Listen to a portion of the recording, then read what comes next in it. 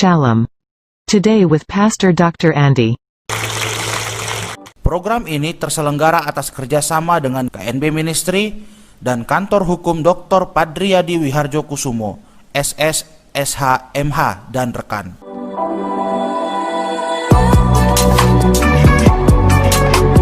Salam saudara kekasih di dalam nama Tuhan Yesus. Kembali bersama dengan saya, Pastor Dr. Andi Padriyadi Wiharjo Kusumo. Doa dan harapan saya, saudara sekalian dalam keadaan sehat walafiat, tidak kurang satu apapun. First of all, I would like to welcome you to the channel of Khotbah Pendeta. Terutama saudara yang baru pertama kali yang bergabung bersama dengan kami, jangan lupa untuk mensubscribe video ini, saluran ini, dan jangan lupa pula untuk menyalakan lonceng notifikasi supaya saudara menjadi orang yang pertama untuk mendapatkan video-video terbaru kami. May God bless you all. Saudara, kali ini kesaksian berasal dari seorang imam masjid, imam besar, yang dulunya tidak menyukai kekristenan. Tapi bagi Tuhan, tidak ada yang tidak mungkin. Siapa saja bisa dipakai oleh Tuhan. Amin saudara, termasuk imam besar ini yang akan memberikan kesaksiannya. Saudara, mari kita langsung saja mendengarkan kesaksiannya yang luar biasa ini. Dan ini layak untuk ditonton sampai habis. Dan saya yakin dan percaya kesaksian yang boleh kita dengar pada hari ini kembali akan memberkati, menguatkan, meneguhkan, mengokohkan iman kita. Sehingga kita diberanikan oleh Tuhan untuk terus bersaksi sampai Tuhan Yesus datang kedua kali. Amin saudara. Mari kita satukan hati kita, kita berdoa.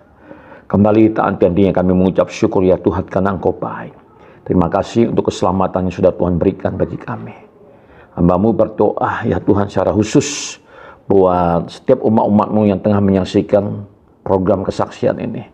Berkati kehidupan mereka, rumah tangga mereka, kota mereka, bangsa mereka, dimanapun mereka berada, di dalam nama Tuhan Yesus. Bahkan kami juga berdoa untuk setiap umat-umat-Mu yang belum mengenal Engkau, yang belum menerima Engkau sebagai Tuhan dan Juru Selamat. Biarlah lawatan-Mu melawat setiap mereka, sehingga mereka juga boleh peroleh keselamatan daripada Tuhan. Sehingga tidak ada satupun yang binasa, tapi semuanya memperoleh kehidupan kekal di dalam nama Tuhan Yesus. Terima kasih Tuhan.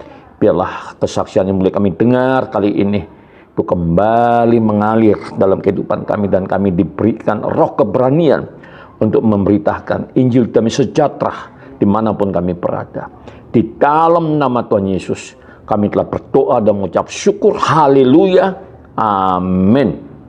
Amin saudara. Kembali dari Medan, saya mengucapkan salam sejahtera, salam sehat, sukses selalu, Tuhan Yesus memberkati. Immanuel.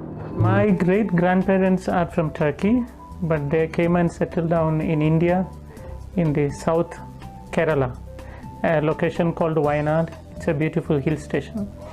We are 6 children at home and I am third one. When I was in the womb of my mama, there was an infection for her womb. So all the doctors said the child will die in the womb. And doctors compelled my mother to kill the child, you know. So, but she is very good devotee of Allah, God. So, she did not accept anyone or any advice. She prayed to Allah saying, Allah, life belongs to you. So, I know you can give life. If you give life for this baby, I will surrender this baby for you. That was her offering or a surrender. And miraculously, I was born. All thought I will die in the womb. Because I have been dedicated to God, my parents did not send me to school. So my childhood was very bad, because when my brothers, sisters and neighbors all goes to school, I don't have any freedom to go, because I belongs to God. And at the age of 8, they sent me to a Muslim Arabic college to make me Muslim Maulana. So till the 8, if you ask me, I don't remember all the things, but I remember between 5 and 8 some of the incidents. So my childhood was not very happy, because against my wish, they were, they did not ask me, are you ready to go for God? Nothing like that. They themselves offered and they said, you are for God. you became an imam before you were 18, right? Yes. And how did that happen? Okay, for us to become Muslim Maulana, you have to study philosophy and theology. So in the philosophy, you will have 5 years or almost. In that 5 years, you will be studying about metaphysics, epistemology, logic, etc. And then Arabic language also. And then second term is your theology period. It's called Mukhtasar. The first is Mukhtasar and second is Mutawwal. So in the Mutawwal period, you will be studying theology, moral theology and Quranic theology, Sharia law, everything. And then within 10 years, some people will be 12, but those who are very clear in studies and performance, within 10 years they can finish their studies. So I did my 10 years studies in that Arabic college that's situated in South Kerala, and I did my studies there. The laws should not be forcibly compelled on human beings. You can give the freedom. If you want, you do it. This is good. If you do it, you will attain good. This is bad. If you do it, you will attain bad. You can say that. But if you did not do, you should not be punished on earth itself. So for an example, in Islam, my daddy will say, you say namaz. If I did not say namaz, they will beat me. They will say, you take Ramzan. If I am not taking my fasting, then they will not give me food. The punishment was not very happy for me in my childhood. Okay, while I was working in a Muslim masjid as an imam, as a parish priest, once I preached in my parish that Jesus Christ is not God. For me, God was only Allah. And I believe Allah never married, so no son for Allah. So I preached there that Jesus is not God. Then somebody asked me, who is Jesus? From the crowd. Maybe a Muslim, but he asked me, who is Jesus? I was preaching he is not God, but the question, who is he? To know who is he, I read the entire Quran once again. 114 chapters, 6,666 verses in Quran. When I read it, the name of Prophet Muhammad I found in Quran 4 places, but the name of Jesus I found 25 places. There itself I was little confused. Why Quran giving more preference for Jesus? And second thing, I could not see any woman's name in Quran, Prophet Muhammad's mother name or wife's name or children name, no. In the Quran there is only one woman name I found, Maryam, the mother of Jesus. No other woman name. And in the Holy Quran chapter 3, the name of the chapter is family of Maryam. And the Holy Quran chapter 19, the name of the chapter itself is Maryam. One chapter is Maryam. So I was very curious to know why this Quran says all these things. About Maryam, Holy Quran chapter 3 verses 34 onwards says that Mary was born without original sin. She never committed any sin in her life. She was ever virgin. Quran chapter 50 verses 23 says that she went to heaven with a physical body. Even the assumption is written in Holy Quran. And then about Jesus, when I read chapter 3 verses 45 to 55 verses, there are 10 points which Quran makes about Jesus. The first thing Quran says Kalimatullah, the Arabic word which means word of God. And the second thing Ruhullah, which means spirit of God. And the third is Isa al-Masih, which means Jesus Christ. So Quran gives the name for Jesus, word of God, spirit of God, Jesus Christ. And then Quran says that Jesus spoke when he was very small, like 2 days old after his birth. He began to speak. Quran says that Jesus created a live bird with mud. He took some mud, formed a bird, when he breathed it into it became a live bird. So I think that he can give life. He gave life to a mud, clay. And then Quran says that Jesus cured a man born blind and a man with leukoderma, leprosy, etc. Continuously Quran says that Jesus gave life to dead people. Jesus went to heaven, he is still alive and he will come again. When I saw all these things in Quran, my thinking was what the Quran says about Muhammad. According to Quran, Prophet Muhammad is not the word of God, not the spirit of God, never spoke when he was 2 days old, never created any bird with mud, never cured any sick people, never raised any dead people. He himself died. And according to Islam, he is not alive and he will not come back. So there is a lot of difference between these two prophets. I don't call Jesus as God, my idea was he's a prophet, but he is a prophet greater than Muhammad. So one day I went to my teacher, the one who taught me 10 years in Arabic college, and I asked him, teacher, how the God created the universe? Then he said, God created the universe through the word. Through the word. Then my question, word is creator or creation? must clear it. My question, whether the word of God is creator or creation. Quran says Jesus is word of God. If my teacher said the word of God is creator, which means Jesus is creator, then the Muslims must become Christian. Suppose if he said the word is creation, he will be trapped. You know why? He said everything created through the word. Suppose if he said the word is creation, then how the God created the word? Wow. So he cannot say the word is creator, cannot say the word is creation. So he was quite angry. He pushed me out of his room and said, word is not the creator, not the creation. You get out from me, he said. If you see things so clearly, why don't all Muslims convert to Christianity? Why don't they accept this? They say the word is creation. They try to prove. They say the word is not the creator, not the creation, but not God. Not God. Not the creator, not the creation. So not God. And not creation also. So they don't equal with God. That's all their problem. So then when he said that, I told my teacher, word is not the creator, not the creation. That is why Christian says word is son of God. Then he told me, if there is a son for God, I must show him the wife of God. Without wife, no chance for having a son. Then I showed a portion from the Quran. Quran says that God can see without eyes. God can talk without tongue. God can hear without ears. It's written in Quran. I said, if that is the case, he can have a child without a wife. So there we have a big argument. And you know, at the end what I did, I took my Quran, kept on my chest, and I said, Allah, tell me what should I do? Because your Quran says Jesus is still alive, Muhammad is no more. You tell me whom should I accept. After my prayer, I opened Quran. I didn't ask anyone, I asked only to my Allah. When I opened Quran, I saw chapter 10, verse 94. You know what Quran says? فَإِن كُنْتُمْ فِي شَكٍّ مِّمَّا أَنزَلْنَا إِلَيْكَ فَاسْأَلِ الَّذِينَ يَقْرَؤُونَ الْكِتَابَ مِنْ قَبْلِكَ لَقَدْ جَاءَكَ الْحَقُّ. If you have any doubt in this Quran which I gave to you, go and read the Bible, or ask the people, those who read the Bible. The truth is already revealed in that.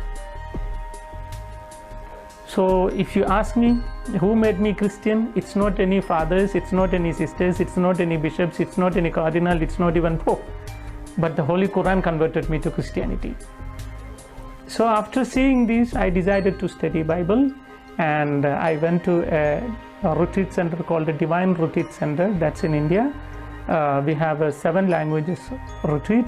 Lakhs of people are coming there every week. You know, every week, Monday to Fridays, residential retreat, and a lot of Hindus, Muslims, and Christians, and different denominations from all over the world, people come there. So I went there to do my Bible studies. That's how I had a relationship with Christianity, or with Catholic Church. Okay, and that's when you decided to become Christian? And immediately after coming, it was not. I attended a retreat first, and I was not very happy. I was less than 19, not yet. I finished my studies, and I was working in an Arabic college. Sorry, I was working in a masjid, so it was less than 19. And then while I was doing my Bible studies, there are a lot of points which touched me from Bible. The first day, Father read John chapter 1, verse 1 onwards. In the beginning there was a word, the word was with God, the word was God, the word became flesh. So my Holy Quran says Jesus is the word of God. Now the Holy Bible also says Jesus is the word of God. So I found it both is very similar. And I was happy to know that I need Quran and I need Bible both. You know, I was in a mood like one day become Christian, one day Muslim, one day Christian, you know, I need both. While I was thinking like that, again one more word I heard, that was John chapter 1 verse 12. Such a lovely word for me, because it's written in Bible, if anyone accepts Jesus, Jesus will give them power to become children of God. In all the verses of the Quran, Allah calls the human beings slaves, and Allah is master. Master cannot love the slave, slave cannot love the master. I don't like to be called by someone as slave. Quran says you are my slave. But when I heard John chapter 1 verse 12, it says, if you believe in Jesus, Jesus will give you power to become children of God. So immediately I said, I need Jesus because I want to be a child of God. There I began to call my God Daddy. Till then I never knew that I can call God Daddy.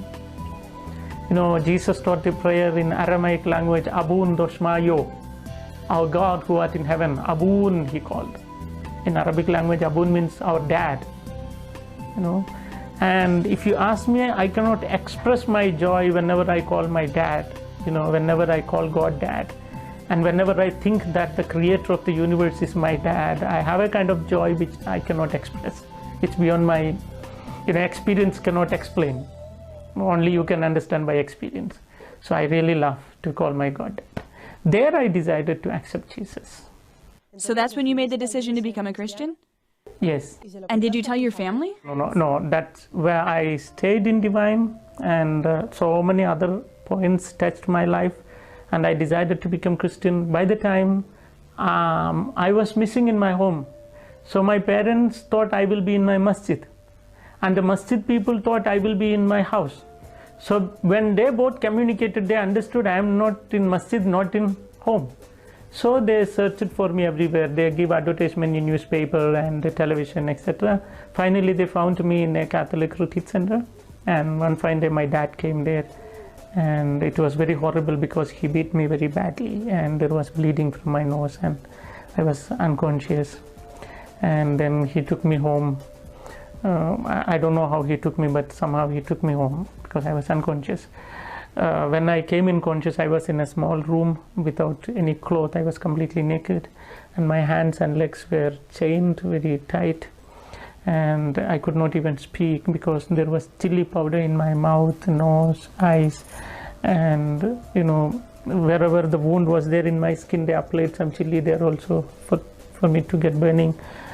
And they did so much because it is written in Quran more than 18 places to fight with the non-believers, and it is written in some places to kill the one who rejects Islam.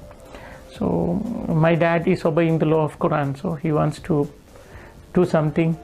And within few days, they did not give me food or water, and I was dried off.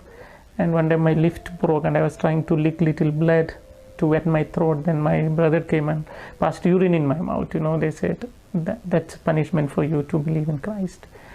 And then after so many days, like without food or water, my stomach became wrong, and my entire body became weak, and I became like a bone. Finally, I lost even my memory power. I can't even think because no food, no water. So like a dead man. And I don't know how many days, more than 20 days it was there in the room. And one day my dad came to room and he removed my chain, and I was not aware. And he chopped my throat very deep to know is there life in my body. So when he chopped very deep, I couldn't breathe. So when I opened my eye, I could see a big knife in his hand. So my dad said, "It's your last moment, no hope." He said, "If you need Allah, I will allow you to leave.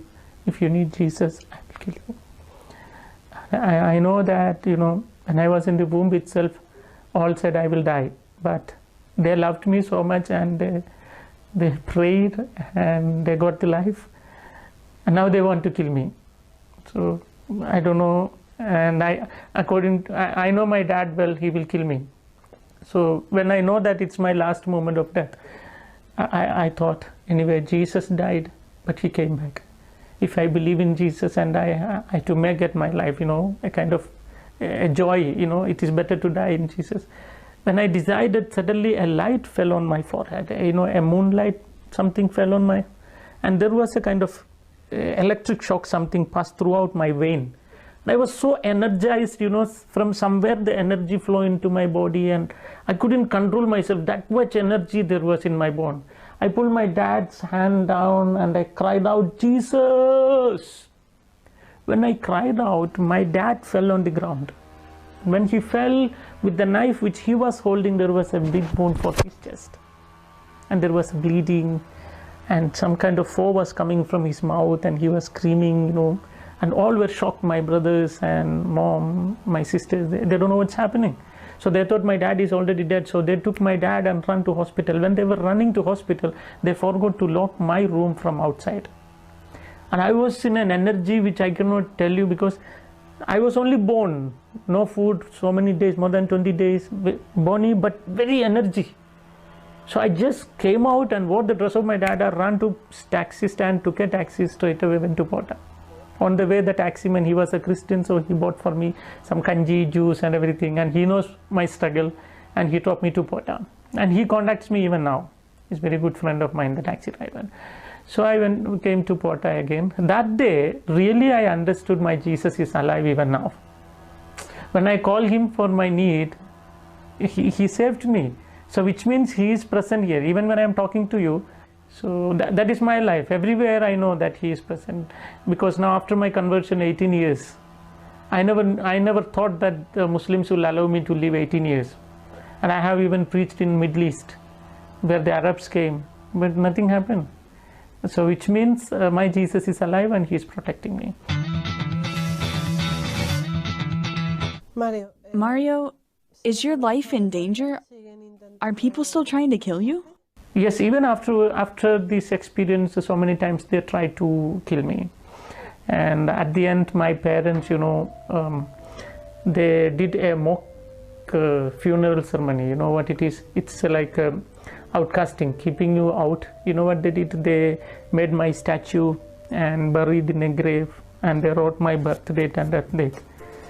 They wrote the original birth date, but the death date, the day when I became Christian, when I took the baptism. So that is the death day for them, and they buried. So in my hometown, I have my own grave, One of my friend, a Christian friend, when he passed that way, he took the photo of that grave and sent it to me. That's how I know that I have a grave. So thereafter, no contact with my sisters, whom I love so much. My mom, I really love her, but no hope. Humanly speaking, no hope. God can touch them within a moment. So I'm praying. And even if they did not accept Christianity, I am always saying, Jesus, please take them to heaven. Where I am, I need them. So that's my prayer always. Yeah. And you're not afraid to die? Never. No, the fear of death is actually a foolishness. You know why? All those who are born should die one day. 100%, all have to die. You have to die. All have to die. Whether you fear or you don't fear, you have to die. It's a fact. And I will say that is the only assurance thing which you will attain on earth. Now when I am talking to you, I am not sure whether this will be broadcasted, because anything can happen. I am not sure whether I will have tonight my dinner. I am not sure. I am not sure whether I will be back to India. I am not sure. I am not sure whether my children studies very well and get the certificate. I am not sure of anything. The only thing which is surest to me on earth is that I will die. All other things are unsurest thing, and you are trying. Something is happening, something not happening. But it is unsurest. It's not sure. The only thing which is surest on earth is death. So never fear death. You must be sure that it is going to come one day. Then what you can do is, you can think like this.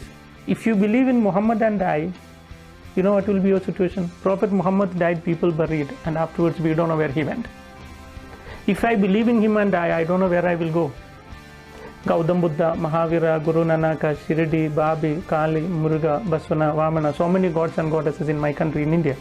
All have lived, created history, they died, people buried, and we don't know where they went. So if I believe in all these gods and goddesses, I don't know what's my future. But Christ, who died, but he came back. So I have a hope, if I die in Christ, I too can come back.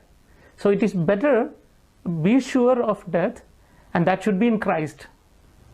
Because Jesus very clearly said, I am going to my Father's house. John chapter 14 verse 3.